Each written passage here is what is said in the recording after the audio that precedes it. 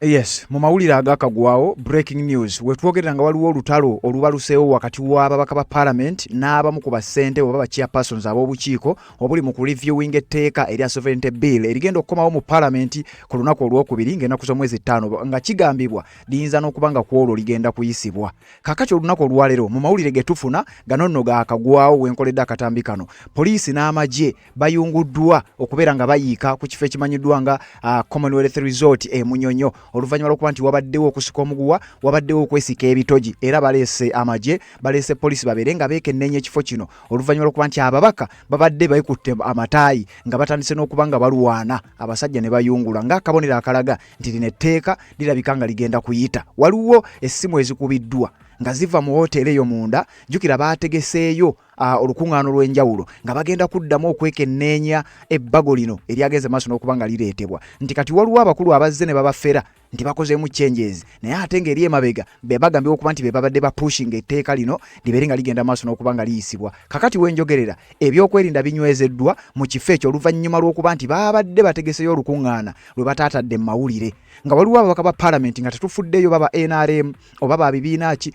nga bo bagamba nti nedda lino etteeka teriyina kuyita, oba si ekyo weriba lyakuyita tuddemu tulyetegereze, tuliwo obudde tuyitemu close by close nga tetunaba kubanga tulikomyawo mu parliament. Kati waliwo omu ku bassentebe chairperson w'akakiiko yavuddeyo n'abagamba nti nedda oba mwagala oba temwagala etteeka lirina okutambula, bino bye tugenda mu maaso n'okuba nga tuleeta bye tulina okuba nga tutambulirako. Kakati abalala bavudde mu mbeera nga bagamba nti chairperson ono ye asalawo busazi, asalawo atya ng'ate ebintu bingi nnyo bibadde bikoleddwa, enkyukakyuka nnyingi nnyo zibadde zikoleddwa nga ne bannayuganda bangi bajja mu parliament nga bayita mu bitongole eby'enjawulo ne baba nga baawakanya, era nga kumpi 99% ku bantu abajja okuwa endowooza zaabwe baawakanya etteeka lino. Kakati olutalo lubaluseewo mu hoteeri eyo, era abasajja ne bayiwa amagye, poliisi na buli kitongole kyonna ky'omanyi ekyokwerinda ne beetooloola Commonwealth Resort e Munyonyo nga bagezaako okulaba nga batawuluza embeera. Kitutte akabanga n'eddakiika eziwereddeko ddala nga tewaliwo kukkakkana, ng'ababaka abamu baagala kwekwata bitogi era wabaddewo n'ababadde baagala okweyisaamu embyawo, wabula abasajja abawanvu n'abampi bayiriddwa, ensonga n'ebanga ekkakkanyeemukko, olutalo ne lugenda maaso n'okuba nga lukkakkana. Kati wenkoledde akatambi kano nga bazzeeyo munda bagenda maaso n'okuba nga baddamu okulaba nga bateesa, naye nga kuliko, jjukira obukiiko buli bubiri, kuliko kye tuyita Committee on Legal and Parliamentary Affairs. Akakiiko ako katuulako abamu ku babaka ba parliament, kakati kabaddewo.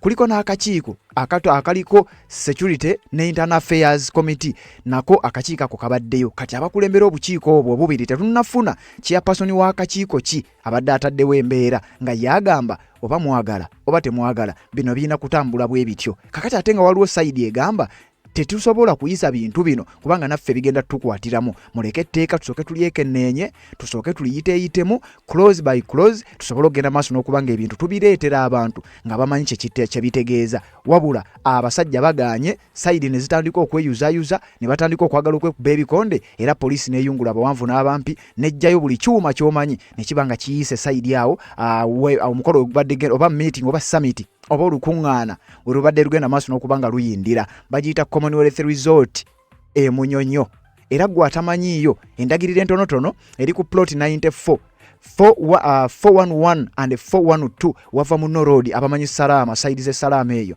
wava mu Road okumpi n'Emulungu side ze ye Munyonyo. Kakati hotel ne gambibwa okuba nti eri side awo Commonwealth Munyonyo Commonwealth Resort, ababaka ba parliament gye bali.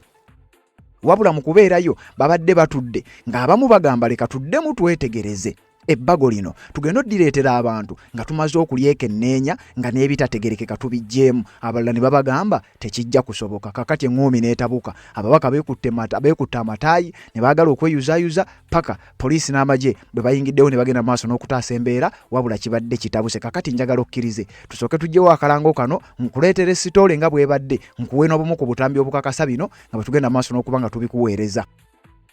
ensonga z'obufumbo olina omwami naye ng'akutawanya olina omukyala ng'akutawanya bajja ne bakwagalako ne bagenda gwe alina ebizibu mu byenfuna nga sente zikuyita mu ngalo wooteeka sente zifa bufi b'owola tebazza gwe aloota ng'ogwa mu nnyanja gwe alumizibwa omutwe nga guganja okuwona naawe aloota ng'ebintu bikozesa ensonga z'obufumbo nina ekifo ku mugga awali amayinja wennyambulirako ebisiraani ekikwa ekifiiriza omudibo obutaganja obutaweebwa nzijanjaba abantu ab'enzikiriza zonna nsiŋŋaanibwa njeru ku lw'ejjinja gwanjagala kuba ku nnamba yange eyo naawe ali ewala ennyo yita ku WhatsApp.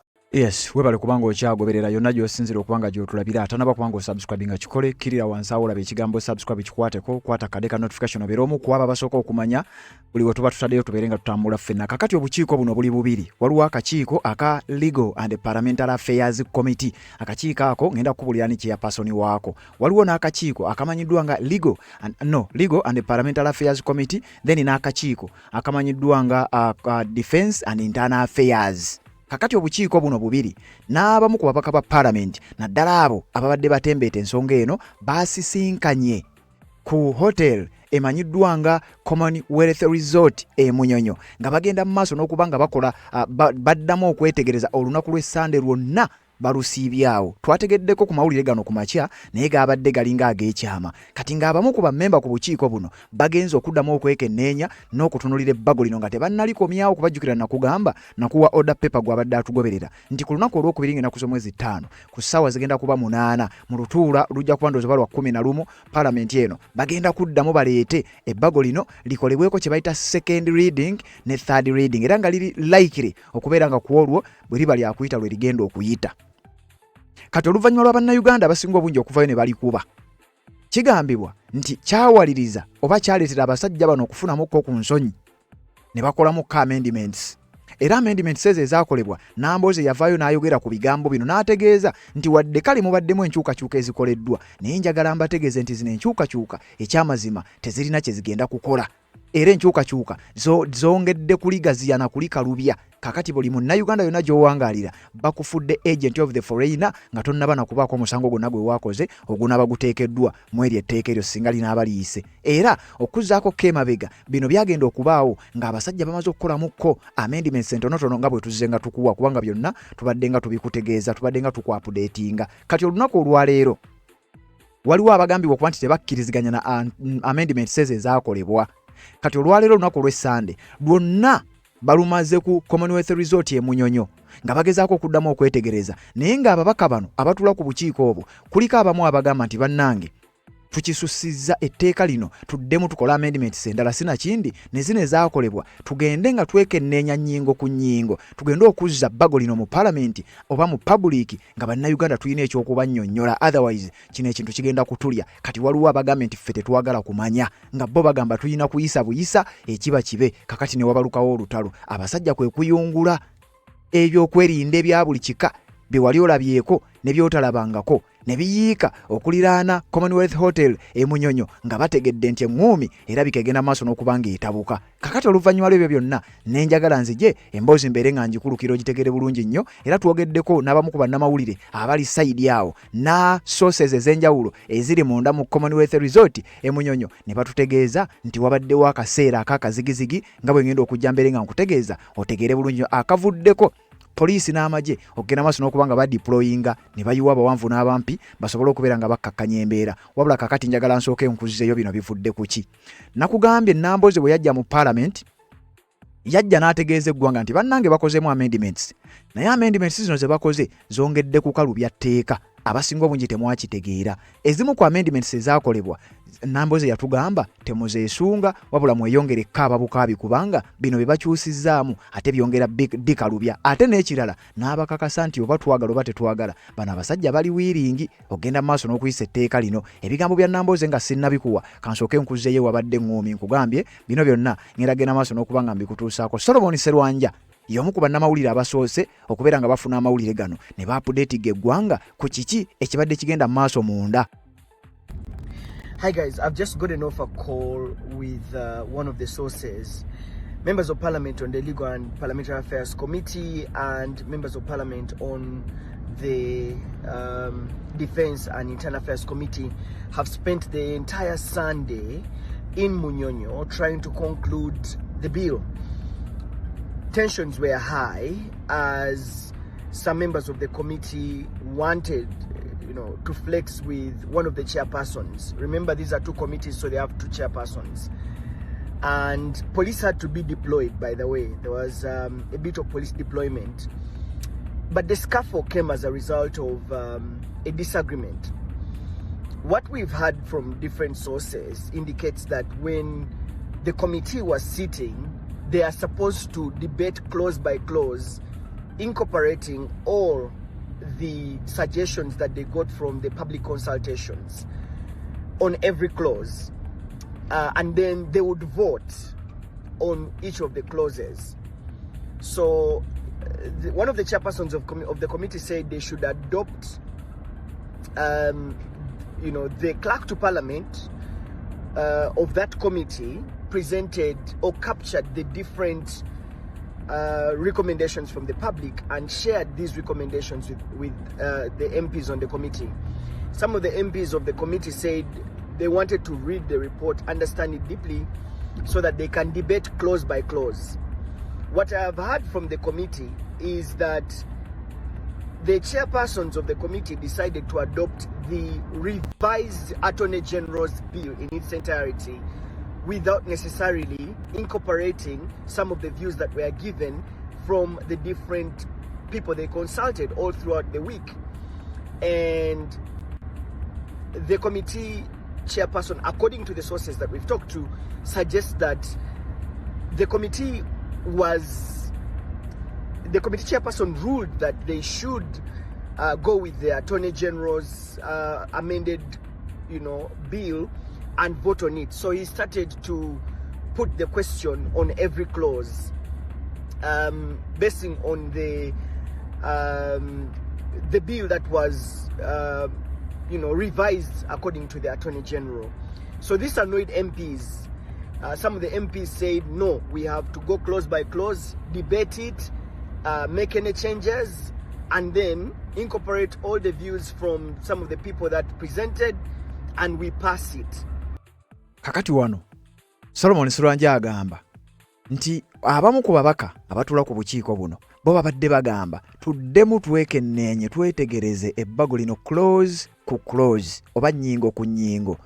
Tundemu tulyetegereze bulungi nnyo, tulitegeere bulungi, then tulyoke tulitwale mu parliament. Naye mbo omu ku chairpersons, kubanga bali babiri, obukiiko buli bubiri obutuula oba obuli ku nsonga y'ebbago lino. Waliwo akakiiko akamanyiddwa nga Legal and Parliamentary Affairs Committee, ne wabawo n'akakiiko akamanyiddwa nga Defence and Internal Affairs Committee. Ngenda kukubulira ababukulembera. Kati omu ku chairpersons b'obukiiko obwo bali babiri, naye omu ow'akakiiko akamu tetunaba kutegeera yaani, naye mbu ye abadde tayagala ndowooza n'amendiments zirabika nga zaamunyiiza. Abadde tayagala wabeewo kikyukamu, abadde tayagala wabeewo kyemwetegereza, etteeka we liba lya kuyita ligende liyite buyisi kivandulo. Kakati kigambibwa nti wano we wavudde emberebezi. Abalala bagamba tulyekenneenye nnyingo ku nnyingo. Kati ng'ekyo kiyinza okuleeterawo dire ey'obutalikomyawo ku Lwakubiri, oboolyawo nga liyinza okudda ate olunaku olulala. Kakati ono bano abamu bo nga kirabika tebajja kukikkiriza. Akanyamberege we kavudde. Solomon Sserwanja y'emboozi gy'ali mugenda maaso n'okuba nga atutegeeza.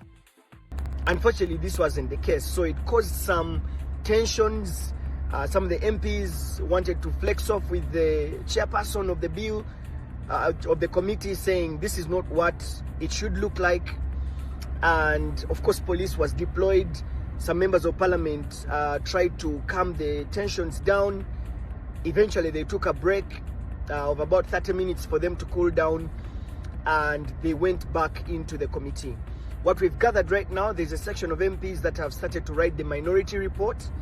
But what we gather is that the bill is going to be brought for second reading and third reading on Tuesday, and most likely it's going to be passed. Awo we mbadde njagala owulire nti okusinziira ku sources ez'enjawulo ziraga nti ebbiiru eno b'ebbago lino ligenda kuleetebwa mu parliament ku Lwokubiri lifune kye bayita second reading ne third reading, wabula most likely okuba nga ligenda kuyita lifuuke etteeka. Kitegeeza abasajja bamize ppini ebyo byonna by'obadde owulira, newankubadde nga bannayuganda bagaanye etteeka lyandibanga ligenda kuyita, oba waliwo order from above ate nga twawulidde abaavu alinga alyegaana kakati onaawulira. Solomon Serwanja atugambye nti etteeka ligenda kukomezebwawo ku Lwokubiri for the second and third reading, wabula nga ate liri most likely okubeera nga ligenda kuyita. This is so far what I've gathered from the MPs or sources that we talked to in Munyonyo.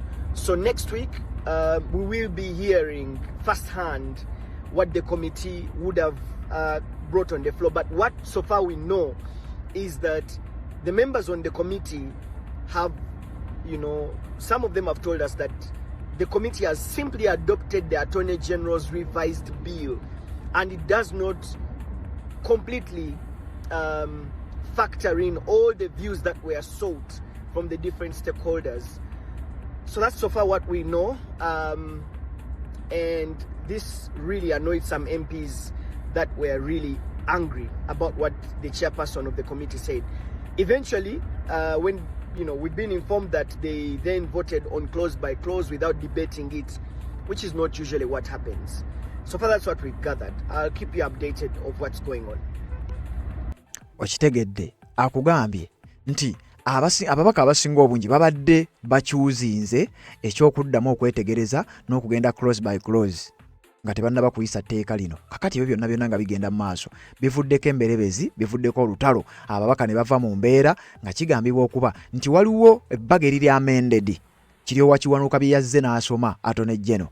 Kati waliwo liri eryasooka, kati waliwo mu ku ba chairpersons b'obukiiko buno oba komiti zino yabadde tayagala nakuddamu kuwuliza kwegamba bino zina amendments ezaakoleddwa ye n'okuzaagala tazaagala. Kyokka atejjukira n'amendments zennyini nkugambye nazo already zongedde kugaziya tteeka oba kugaziya bbago lino, kulyongera kulikalubya, kulyongera kulifuula likakali eri okugezaako kutegeeza nti bakozemu amendments, naye ate amendments ezo zijjeewo ekyokubeera nti tteeka lye libadde lijja okusalawo, wabula kati minisita yajja okuditamininga oba oli agent of the foreigner oba toli.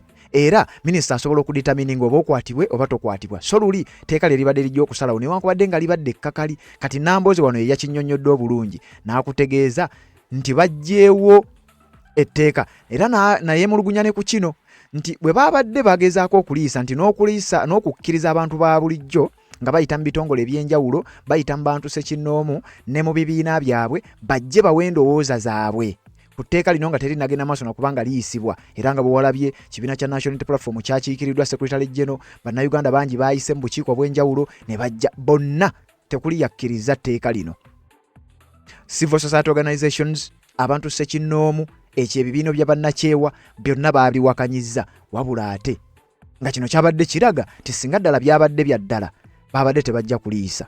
Kati Nambooze agamba nti kati bwe baamaze okukolamu amendments, n'amendments zennyini zongera okukalubya etteeka, kyokka bwe baazikoze ate tebakkiriza bannayuganda kuddamu kukomawo nti kati ku mulundi guno bandibadde era ne ku luno babayita ne baddamu ne bababuuza nti kakati twakozemu amendments, naye amendments zino zo ziri zitya, era bannayuganda baddemu bawe endowooza yaabwe. Naye kigambibwa nti kali kaabadde katego, tebasobola kubazzaamu mulundi gwakubiri. Already endowooza ze mwawadde baakulaze nti bakoze amendments, ate amendments ng'oba oliawo tezirina kyamaanyi kye zigenda kukyusa. Kyokka ate waliwo omu ku bassentebe b'obukiiko yagamba nti ne lino ebbaga eriri amended tayagala kulimanya. Kati bassentebe be bano. Akakiiko akamanyiddwa nga Committee on Defence and Internal Affairs Committee mu Parliament y'eggwanga lya Uganda we twogerera kano kakulirwa Honorable Wilson Kajwenje, ono mubaka mu Parliament akiikirira Nyabushozi County wa kibiina kya NRM. Omumyuka we ya Deputy Chairperson ye Honorable Linus Ngompeke, ono naye wa NRM mubaka mu Parliament akiikirira Kibanda North County, n'ababaka abalala batula ku lukiiko olwo kuliko n'ab'ekibiina ekya National Unity Platform, nga bwenzize ngamba kugamba ababaka abalala batuula ku lukiiko olwo. Kakati waliwo akakiiko akamanyiddwa nga Legal and Parliamentary Affairs Committee. Kano akakiiko chairperson waako ye Honorable Stephen Mugabi Bakka, ono wa NRM akiikirira Bukooli County North. Omumyuka we Deputy Chairperson Honorable John Teira, ono naye wa NRM mubaka mu Parliament akiikirira Bugabula County North. n'ababaka abalala bakatuulako era nga nako kaliko n'aba NUP ndowooza balingo oba bana. Kuliko Medard Lubega Sseggona owa Busiro East, kuliko Honorable Shamim Malende owa Kampala District, kuliko Hilary Kiyaga Okota North, kuliko Teddy Namboze Mpigi District. Abo naye nga chairperson be bali benkugambye kati mu lutuula luno olubadde ku Commonwealth Resort ya Munyonyo. Ba chairpersons ababiri kuliko omu akubye emmeeza n'agamba nti nedda ssebo nerine ebbaga eriri amended nze siryagala, njagala liri eryasooka, ezo enkyukakyuka twali tuzaagalamu. Kakati onaawulira police n'amagye ne bayiibwawo ku kifo ekyo ne bagenda maaso n'okuba nga babisootinga. Wabula bino njagala owuliriza ebigambo bya Namboze kubanga Namboze yannyonnyola bunye n'agamba ekisooka tebagenda kuddamu tuyita kuwandowooza zaffe. Kyokka ate nga amendments ze bakoze ye nga ye agamba zongera ku kalubya tteeka lino. Wulira. Bannayuganda nga bayita mu bitongole ebyenjawulo bazze wano ne baleeta ebirowoozo byabwe. Kati kye bagezaako okukola kwe preemptinga committee nti bannayuganda bazze etteeka ne balikubamu ebituli ne balaga ebikyamu. Kati bano bagezaako okuziba ebituli ebyo naye eyo enkola ya legislation bweti ebeera mbi kubanga ate bali bannayuganda tebalina mukisa kukomawo ate ng'obwedda tugamba nti kati tuggulewo n'abantu baweebwa omukisa bakomewo bakole ate era comment ku kino ekijja. Naye njagala obbalaga bakyusizza for example interpretation ya foreign agent of the foreigner. Luli babadde bagamba nti singa okola ebikolwa ebyo ng'obikoledde eri kati bakomyewo bagambye nti kasita okola ebikolwa ebyo naye ng'ekyamazima kiri nti kasita oteeberezebwa nti okoze ebikolwa ebyo gamba mbu sente zoleese za kusekeeterera mbu sente zo enkolagana eyo ya kuwakanya government policy, enkolagana eyo ya kuwakanya government interest. Kati gwe ofuukirawo foreign agent of the foreigner.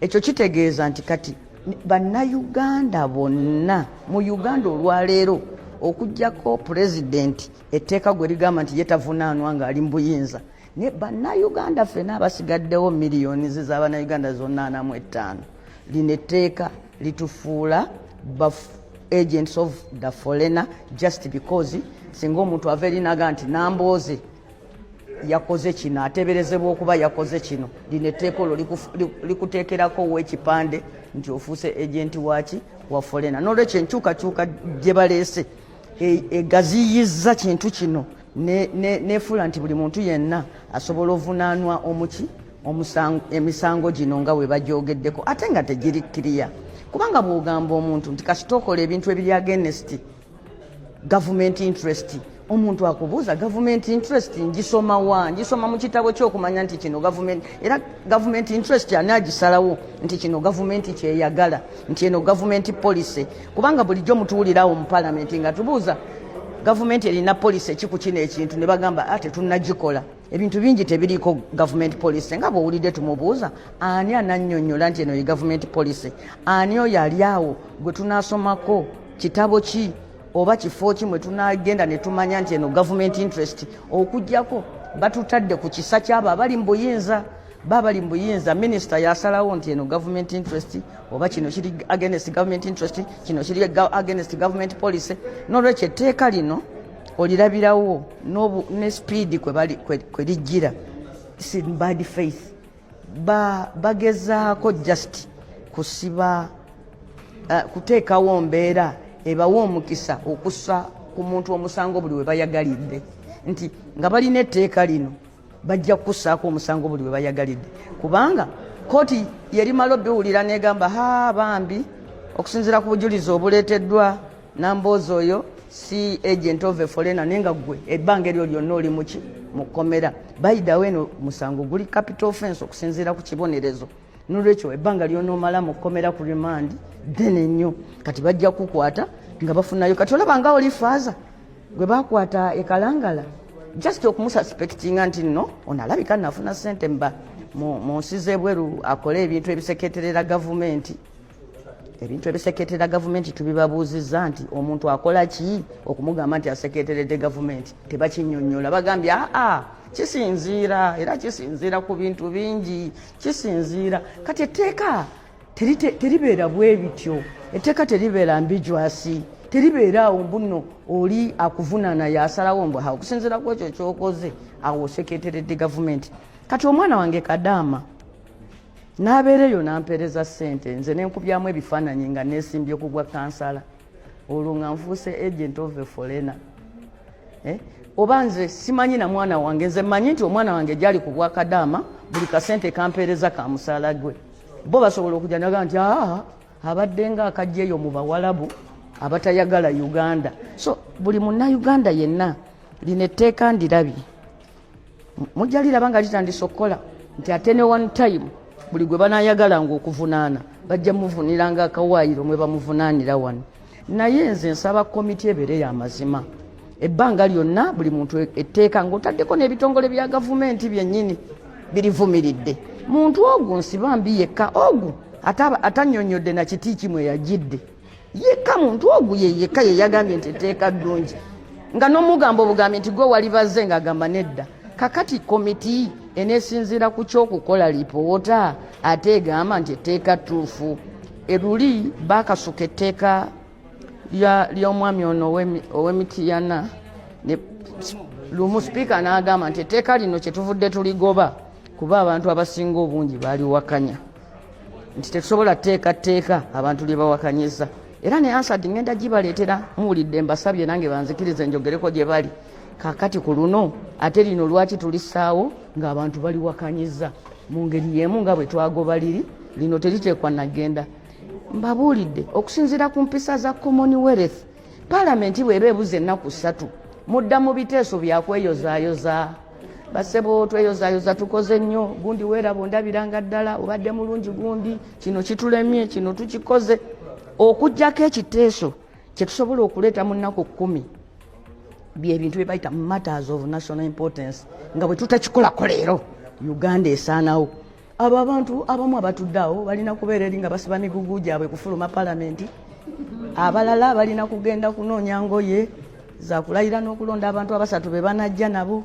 Mu Paalamenti tulina kubeera mu pate nga tusiibula bwe tutuula mu Paalamenti wali nga tuyisa biteeso byakwewaana byakwesiibuligana.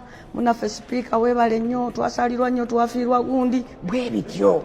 Nze nga bwe mbagambye mbadde wano okuva Paalamenti ey'omunaana naliwo katono, naliwo Paalamenti ey'omwenda, naliwo Paalamenti ey'ekkumi, mbaddewo Paalamenti ey'ekkumi. Nze no Paalamenti gye ndabye etuula n'esoosootula etteeka eriri controversial mu nnaku 10 ezisembayo. Mu Commonwealth Paalamenti waliwo gye bayita lame duck. Kati mu nnaku 10 ezisembayo ate nga bakulaga lirina okuyita. Kubanga buddayo emabega n'owulira ebigambo bya mukulu Nsibambi ye akikkaatiriza n'amaanyi gayogeza mangi nnyo nga ye akugamba lino etteeka lirina okuyita oba mwagala oba temwagala. Nsibambi amaanyi ge yayogeza n'ategeeza nti n'abali mu kuwakanya muli mu kuloota nga kano kabonero akalaga nti bino byonna bigenda okujja mu Paalamenti either kuguumaaza ffe kuteekawo mbeera eraga nti kale mugezezaako okusika omuguwa naye ng'etteeka lyakuteekebwawo dda nti lirina okuyita era nga ne gwe litagetinze lirina okumutagetinga. Wulira waliwo omukisa etteeka lino okusulibwa mu kasiri kuba bwejja kyayogera ku kusule nze ekyo kikubulira kikooti etteeka lijja kuyita. Tulina etteeka ku bitabo byaffe nti bw'osanga abakalamoja babiri bonna b'obasanze baba bagenda kubba nte oba kuva kubba nte nerikyaliwo. Kakati bano balina okujja bakube brush batereze ebirumira n'etteeka lyo ligenda kuyita. Bw'olaba etteeka lino bwe liri ebintu byonna ebyogeddwako biri clear. Tewali ssente zijja mu Uganda zibagaana kujja wano, wabula kibagamba bw'ozireeta wano olina okumanya kye zinaakola. Ekonomi eno gye tutunulira n'amabanja agava ebweru gayita mu Paalamenti ne bagateeka mu budget ne bamanya kye binaakola. Tewali nsi gy'otwalanga nnyumba ya namwandu n'oyingiza ssente n'ozifuluma nga tebamanyi gye ziri. Kati bebimu ku bigambo bya Nsibambi naye ekyewuunyisa kigambibwa nti ate we bamubuuza oba we bamulumiriza nti Nsibambi gwe waleeta etteeka lino entunula gy'atunula yeeyo gy'abatunuulira etteeka kati we twogerera limuwunyira ziizi. Kakati jjukira twakuwadde akatambi ng'awemula omulonzi. Omulonzi okumubuuza ekibuuzo ekyaweesiriwaza simayo n'akoma ddi okwesiriwaza bikoze bitya. Kati Nsibambi etteeka ligambye okuba nti lyatuuse ekiseera nga limuwunyira ziizi okumugamba nti gwe walireeta oba gwe walibaga nsibambi tayagala kukkiriza nti yeye kyokka ate kati buli omu atandise odyegaana naye ate nga bakulaga diriteekeddwa okugenda maaso n'okuba nga liyita lituuse n'okulwanya oba n'okuteekawo embeera y'akaseera ak'akazigizigi mu bakulembeze ab'enjawulo ababaka ba paalamenti abakungu abatula ku bukiiko obw'enjawulo lituuse n'okugjayo emmamba n'ebimotoka abawanvu n'abampi ne baba nga bayungulwa olw'ensonga nti ku Commonwealth Resort Munyonyo eŋŋuumi ebadde etandise okuba nga etabuka abakungu nga batandise okwagala okweyuza ebitogi nga buli okukaayana kuli ku tteeka amended biiru n'eri biiru eyasooka before amendments kati omu ku bassentebe nga yagamba musaaga tulina okuyisa etteeka kubanga n'amendments nali sizaagala yadde ayagala baadoptinge liri etteeka eryasooka kati nti newankubadde amendments zaakolebwa nti baddemu bayise liri kakati njagala okutegeeza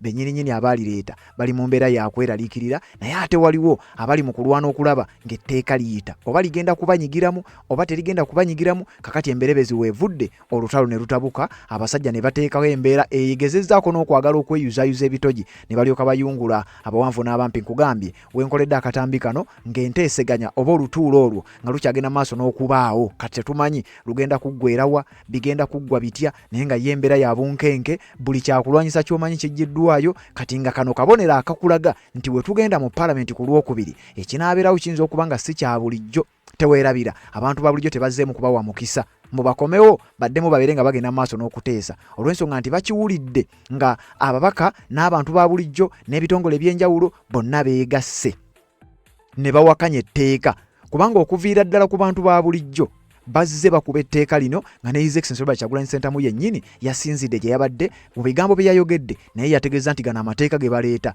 yagavuluze era n'alaga nti naye takkiriziganya nabyo. So-called sovereignty bill revealed. It revealed that actually these voices that are supposed to be moral voices have always been there, and they see what happens. The religious leaders, civil society, the academia, traditional leaders, name them. They have always been watching as people are abducted and they're silent. Many of them, of course, I salute those that have always spoken out. We have these moral leaders, religious leaders, traditional leaders, and people in the academia and civil society that have spoken up. But many of them have been silent because it did not affect them. They forgot that what affects one directly affects others and all indirectly. They had always been quiet until a law that touches their money came. And suddenly they're like, oh, our church won't be able to receive money from abroad. Our institution is not going to be able to receive money from abroad. Maybe it had to take a law or a bill like that to shake them out of their slumber and remind them that they are Ugandans and they're equally affected, by these immoral and unjust laws. I'm glad that they spoke out, and I salute them. I salute the religious leaders. I salute the traditional leaders. I'm very proud that even our own Wakabaka wa Buganda came and spoke out against this law, because it was not going to affect only the NUP. Believe me, it would affect everybody else. But it's my hope and prayer that they always speak out on other matters like the women that are being abducted. They come to your house, they come to somebody's house, they abduct somebody's wife in full view of cameras. They keep her in a military barracks for more than a month. Whatever is happening to her, you saw what they did to our Deputy President, Northern Uganda, Dr. Lina Zedriga, what they did to our Deputy President, Western Uganda, Mama Jolie Tukamshaba. You saw how the military and police went to the house of Honorable Mwanga Chivumbi and shot into his house, killed 10 people, and now he's the one being charged for terrorism. Kati bye bigambo byabadde ebya His Excellency Robert Kyagulanyi Ssentamu nga naye agatta eddoboozi lye kuli abannayuganda abawakanyiza bbiiru eno abawakanyiza ebbago lino era n'ategeeza nti lino ebbago litandise okuba nga lyegasse ku ebyo ebijoyinizo oba ebigasse bannayuganda okuva mu sectors ez'enjawulo. Bannaddiini babadde nga tebeefiirayo ng'ebyogerwa biringa ebitabatiisa, embeera ebadde nga yakasiriikiriro buli omu tayogera, wabula agambye nti kiri akakyejja kwetaagisa oba kyetaagisizza okuleeta ebbago nga lino oba oliawo buli omu ne limugjayo mu tulo oba mu kubongoota gye babadde ne balyoka bajja ne bagenda maaso n'okuba nga nabo bagatta eddoboozi lyabwe ku bintu era n'abategeeza nti mwandibadde nga ne mu birala at least muvaayo ne mwogerako, bajja ne bawamba omuntu ne bamutwala temwogera n'ebirala ebifaanana bwe bityo. Kyokka ku luno kati muvuddeyo wabula nga tulina be tubadde tumanyi nga bo bulijjo waakiri bavaayo ne babaka eddoboozi lyabwe lye bassaawo era ku mulundi guno bazzeemu ne bagenda maaso n'okuba nga bakikola etteeka ne baliwakanya newankubadde ng'abasajja balabika bamaliridde ng'etteeka ddyo lirabika lyakuyita. Ngenda kuwaana ebigambo bya Miriam Matembe yayogedde bingi nnyo naye kankuweeko bino. Bw'oba olina amagezi mu mutwe etteeka lino olyokya na mugundi mu muliro. Nabo bwe banga bagenda ku advisinga palamenti nti etteeka bannayuganda balyagadde, nabo bajja kuba basiru. Si kugamba nti mbavuma, kujjako nga baagala kuba basiru.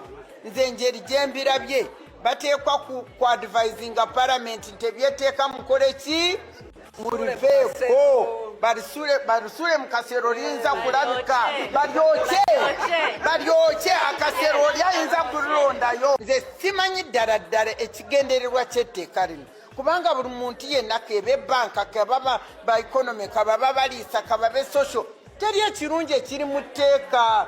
Oleeta otya ekirungi etteeka eritalimu ekirungi ekiririmu for Ugandans oba oleeta lyaki na speed gye baliko wano bwe beeyongera tujja kusaba emmotoka zibakone zikone etteeka gwobadde ki lwoke liveewo. Mwababeereyo up country mutegeere wano nti Ugandans abali wano mu Buganda muno okumpi niya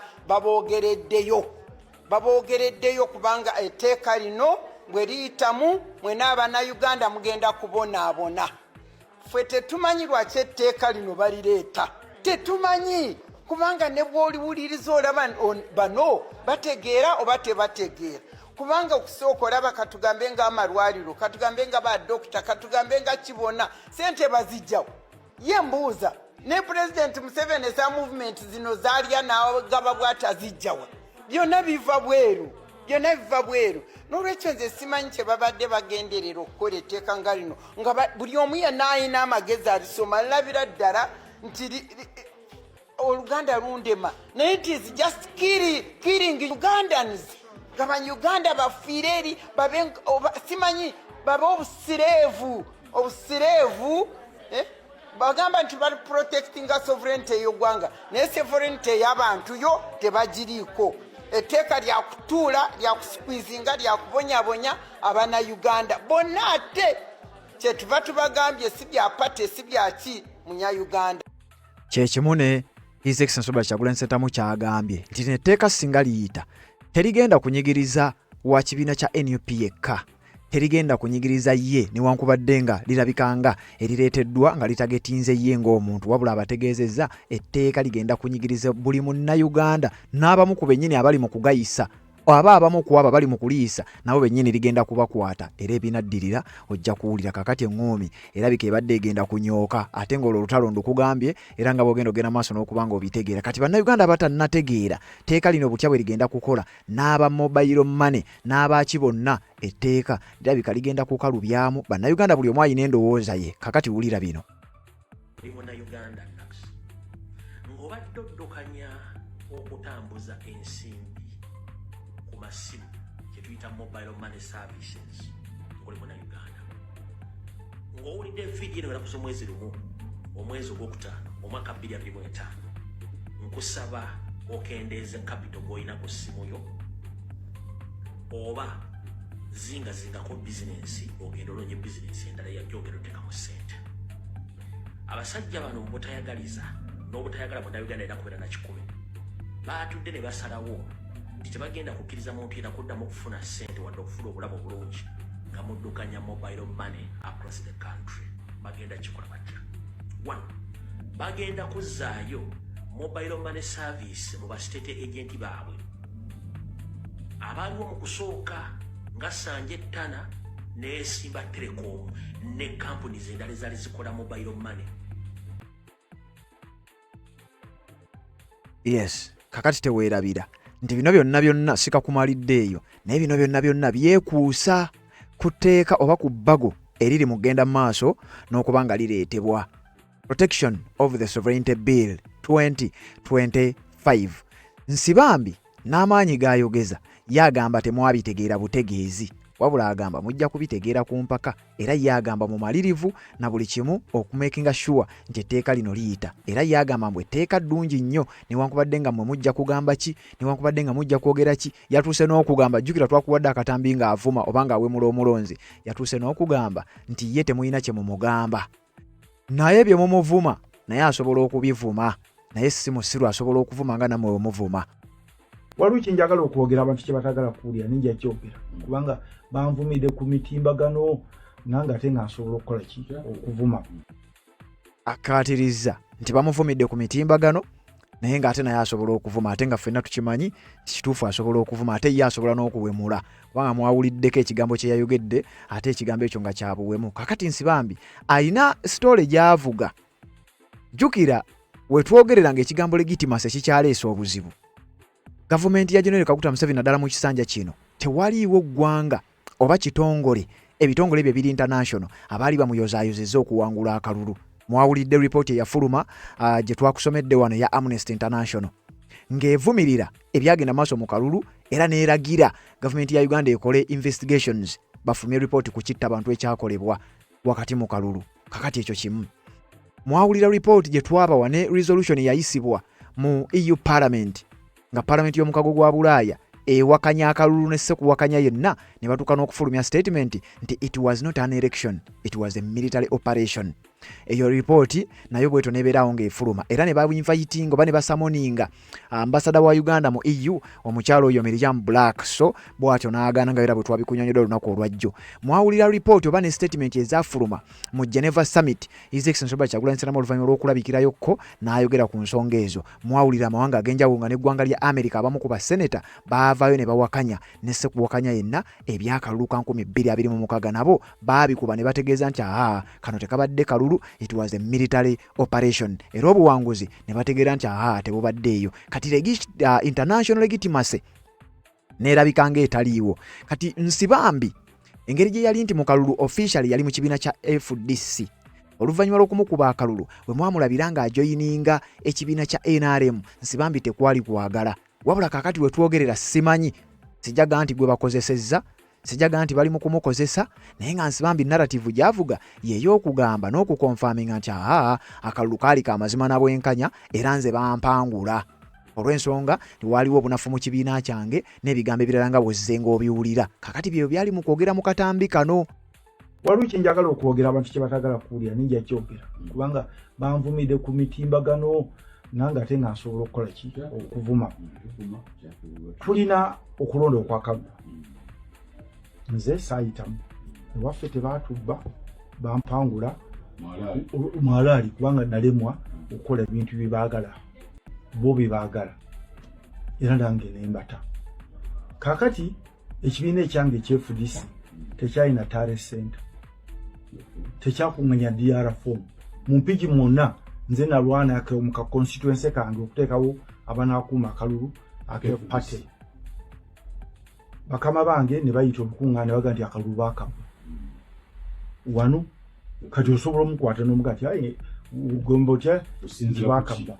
Abalala abalina omukisa ne bagenda mu parliament y'e Bulaaya ne bagamba nti ekiri e Uganda kissa mutuku, tewali kifumba mutuku neyanziza, tewaliwo demokrasiya era akalulu baakabba.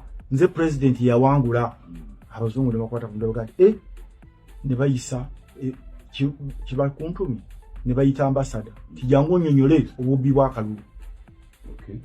Ne bafulumya olukangagga resolutions ezigamba Uganda okulonda tekwali kwa mazima na bwenkanya.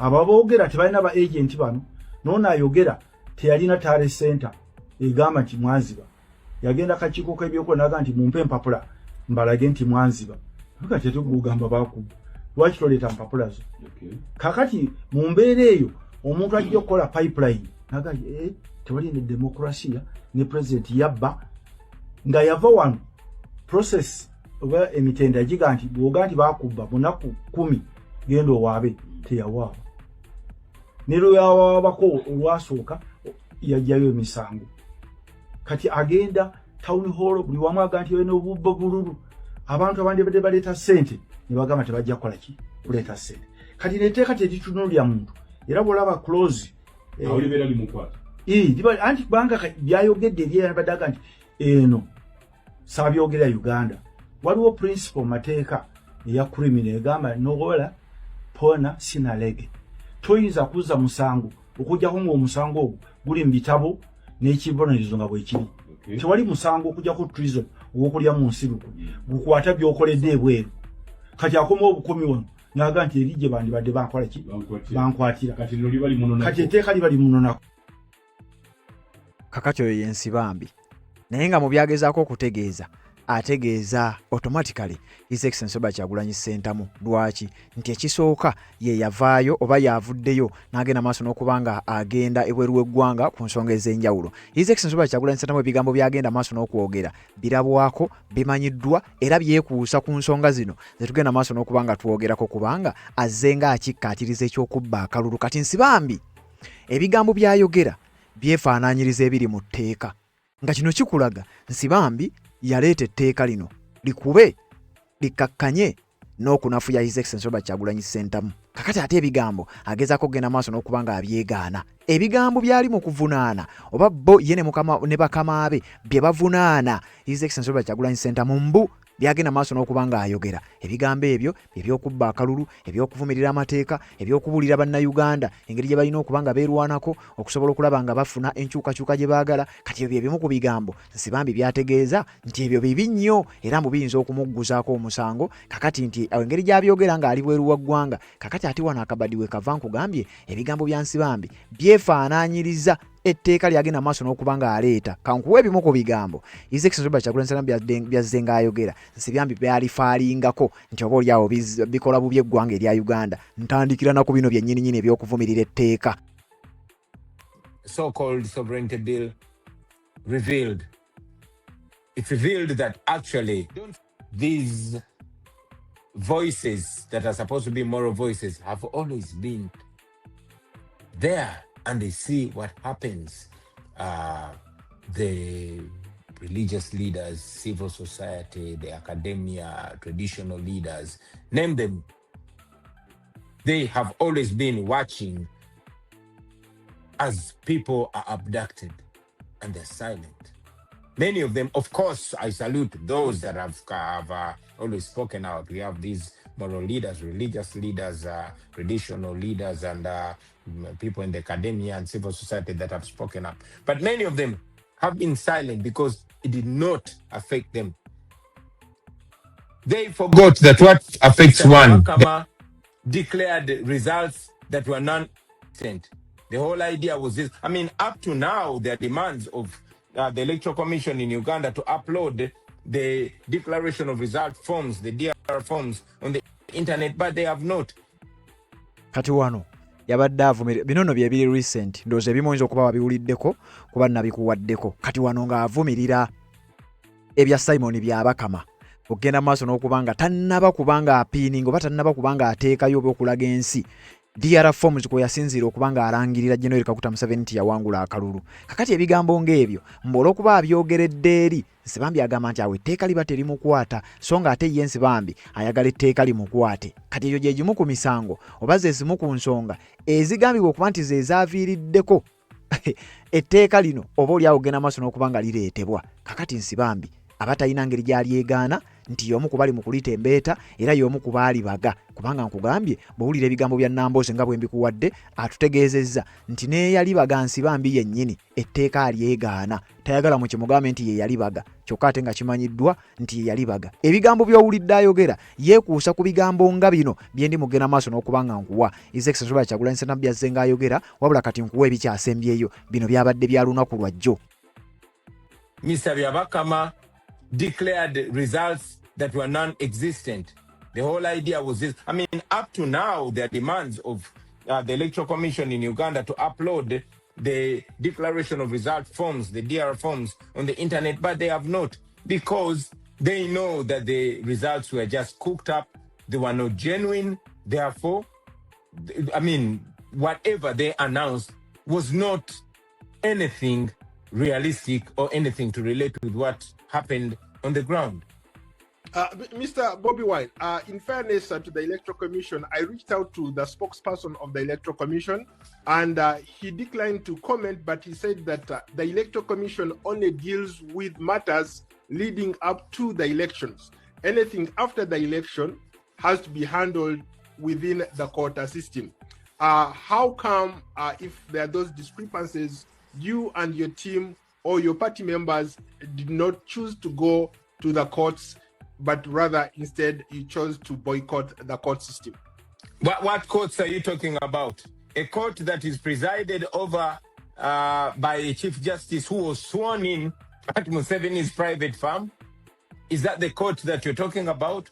The justice system, the judicial system in Uganda is a shadow of itself.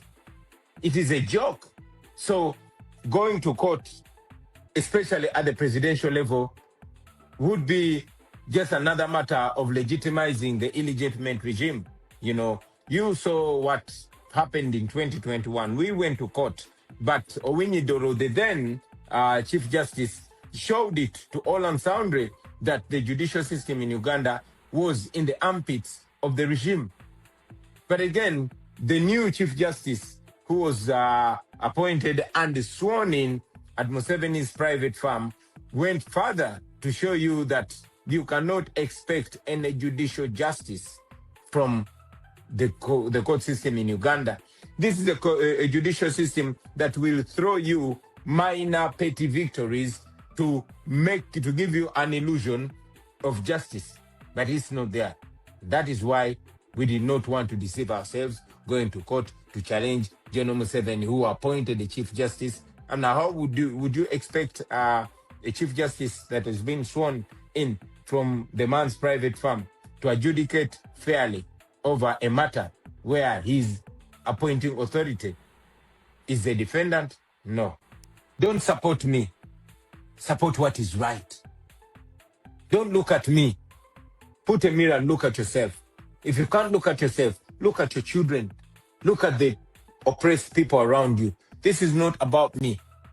And I don't want people to support me, but to support the truth.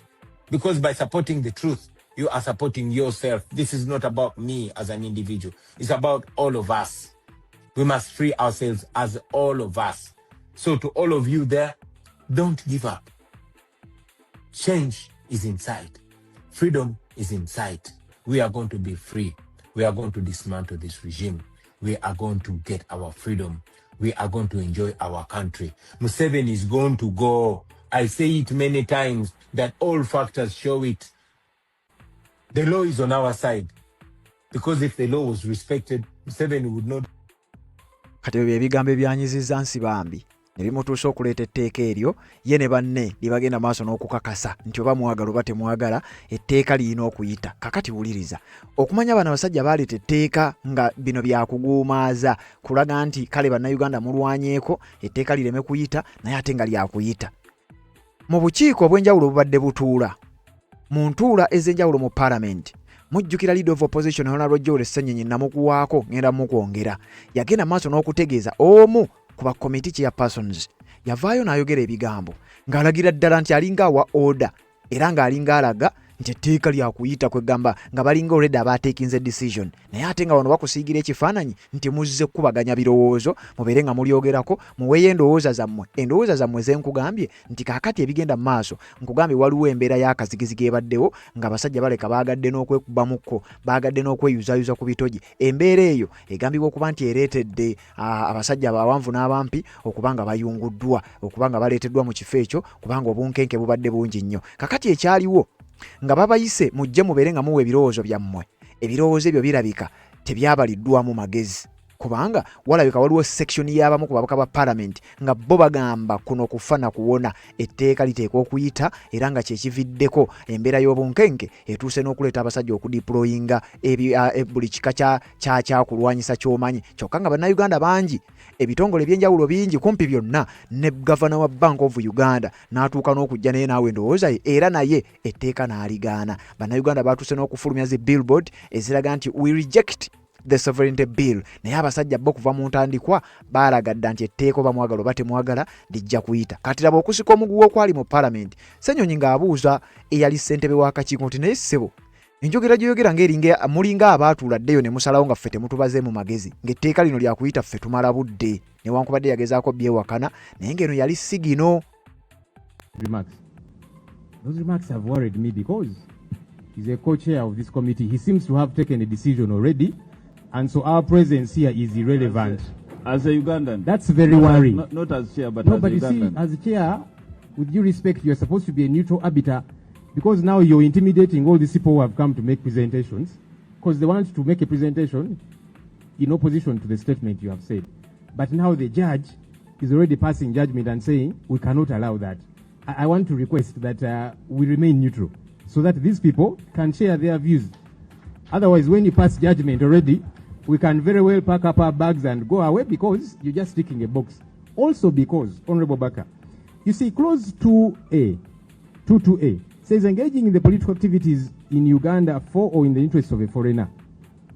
And then clause 1B, a Ugandan citizen residing outside of Uganda is a foreigner. But those Ugandan citizens, they remit $2.5 billion per year to their country. They come back home every so often. They've got business interests. They've got children they're paying school fees for. So if government passes an education policy, why don't you want them to oppose it? Because they're interested stakeholders. Their children are going to school here in Uganda. And so we should be concerned and capture all of these issues. Finally, again, Honorable Baka has said, in the event that throwing the bill out is not an option, why isn't it an option? Why are you ruling it out, Honorable Chair? Because this committee is clothed with all of those powers. Committees have thrown out business of government several times. In fact, even today on the order paper, there are some which are meant to be withdrawn. So there is room for that. Kindly don't create an impression that this bill is a do or die. It has got to pass. You have got the authority. Just to remind you, you're a senior lawyer, you know, as a committee of parliament, this bill is really at the whims and fancies of this committee. This committee can choose to say, government, we don't agree with this bill. We have thrown it out. Except if you want to say you are on gunpoint. I don't believe you are. I don't believe you are. So please don't make a statement to say that in the event that throwing the bill out is not an option. Let's give our views and then the committee members will decide. What if they vote overwhelmingly to say let's throw it out? Honorable, I think you, so with due respect, you meant to misconstrue Honorable Baka's statement. Yeah, that's why the reason for our being here is that we are open to receiving all the views. Please, yeah. Okay. Most obliged. So I just, because as a colleague we can share, to say, these people here who don't know how to operate, they might think right it is finito. Right, Honorable Lop. You know how we do our prayers in court. In the alternative, was you pray, these election petitions, but in the alternative. Yeah, but you see, as a petitioner in court, you can choose to say, for me, this is my only prayer. And then court decides. So court should not say, no, you cannot have just one prayer. But I'm the one coming to court, so I can choose to have just one prayer. I thank you, Honorable Chair. kakati eyembere yali mu kakiiko oba mu nsisi mu lusinkano olwo lwasembayo nga bano balinga abalaga nti etteeka lyayita dda oba mwagala oba temwagala kyekimu ku ebyo biviiriddeko deployment ekoleddwa ku Commonwealth Resort e Munyonyo nga abasajja bagenda maaso n'okuba nga bakubaganya ebirowoozo kakati wano yensonga lwaki njagadde bino ngende maaso n'okuba nga mbikutuusaako webale gwe wenna agenze maaso n'okuba nga obako naddala okuteeka obubaka mu comment section nsonga nkulu nnyo era mbeebaza mwenna abagenda maaso n'okuba nga mukikola abajja nsitera okujja n'empitayitamuko katonotono era nga bwengendo kikola nampiima Saara webali kubanga obeerako obubaka bwatuuse Jessica Katz nga bulijjo webali kubanga obeerako Mirembe Fatuma gamba webali kuweereza Semanda Jessica nawe bali kubanga obeerako Hajira Wonders nga bulijjo webali kubanga obeerako message yatuuse no mise Koni Nalwoga Musiitwa Muhammadu Jane Zawedde Kigozi Anu Walusimbi Juliet Christensen nga bulijjo webali kubanga oli Sunday Julius nawe bali kubaako Travis Kawoya message yatuuse Masika Geoffrey message yatuuse Diana Chobutungi message yatuuse Zaina Kalina message yatuuse Shamina Naka message kweri Mayeku John webali kubanga ogoberera Victor Nyanzi webali kubanga ogoberera Wandera Godfrey webali kubanga kwoli Shani ono bamuyise Rwenzo Likalicha document community webali kubanga kwe muri message yatuuse Katoma ka message yatuuse ono bamuyise Asiati Nakidde nga bulijjo ono bamuyisa ni Sauda Sound ono bamuyise Shahida webali kubanga ogoberera Nabulondera Nuru message yatuuse Sara Nakafuma message yatuuse Nakabo Margaret message yatuuse Bira EO nawe bali kubanga kwoli Alina Sibaye message yatuuse Solge Koni Nalwoga nga bulijjo message yatuuse Musiitwa Muhammadu message yatuuse Koni Nalwoga nga bulijjo message yatuuse Travis Kawoyo no mulabe Edina Kiza message yatuuse Chosimire Keremensia message yatuuse ole kubanga kwoli no Glorious Days nga bulijjo bali kubanga kwoli Nabukeera Jeni nawe bali kubanga ogoberera nagamba we bali kutuweereza nawe bali kubanga ogobereranga n'okuteekako obubaka bwo Setubadde vi we bali kubanga kwoli kali Yesuubula Esau muzzukulu wa Rwoma we bali kubanga kwoli MK Roni nawe bali kubanga ogoberera Alwamise Juliet Christensen Asiati Nakidde ndoza bano be bamu benzemu ziragura uyekure we bali kubanga nayo kwoli osinzidewa Edina Kiza nga bulijjo n'abalala mwenna abateekako obubaka bwammwe ku mukutu guno Salafina tuhereze n'agamba Museveni must go mwe bali bubaka ate mugene maaso n'okubanga muteekako obubaka bwammwe tujja gena maaso n'okubanga tubusoma katuwuliziganye mu updates ezigenda okubanga ziddako ensonga nga bwegena maaso n'okubanga etuuka tujja kubanga tugakutuusa